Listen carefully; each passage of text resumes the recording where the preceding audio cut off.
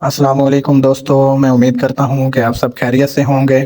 آج کی جو ہماری ویڈیو ہے اس کا موضوع ہے ہٹلر بمقابلہ نیپولین، بہتر لیڈر کون ہے ان میں سے؟ دنیا کی تاریخ میں کچھ ایسے رہنما گزرے ہیں جنہوں نے نہ صرف اپنے ملک بلکہ پوری دنیا پر گہرے اثرات ڈالے۔ ہٹلر اور نیپولین بوناپارٹ دو ایسی شخصیات ہیں جنہوں نے جنگ، سیاست اور قیادت کے میدان میں اپنی الگ پہچان بنائی۔ دونوں ہی متنازع شخصیات تھے، لیکن ان کی قیادت کے انداز اور کامیابیاں انہیں آج بھی تاریخ کا حصہ بنائے ہوئے ہیں۔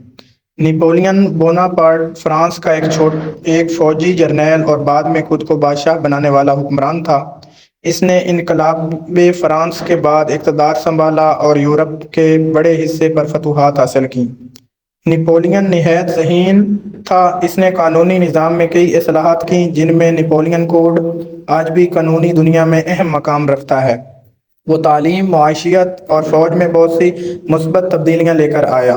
اگرچہ وہ آخرکار واٹرلو کی جنگ میں شکست کھا گیا، مگر اس کی قیادت کی صلاحیتوں سے انکار ممکن نہیں۔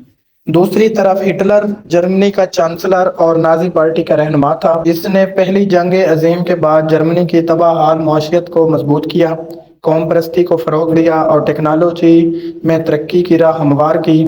لیکن ہٹلر کی قیادت کا ایک سیاہ پہلو ہولوکاسٹ ہے، جس میں لاکھوں یہودیوں کو قتل کیا گیا۔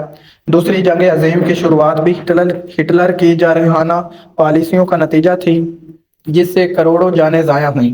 اگر دونوں رہنماؤں کا موازنہ کیا جائے تو نیپولین ایک زبردست، مثبت اصلاحات کرنے والا اور فوجی حکمت عملی میں مہارت رکھنے والا لیڈر تھا۔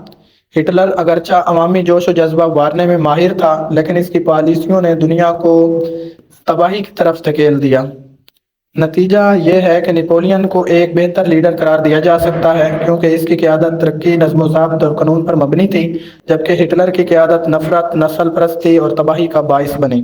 دوستو، اگر آپ کو ہماری ویڈیو اچھی لگی ہو تو لائک، سبسکرائب اور شیئر کرنا مت بھولیے۔ جزاک اللہ۔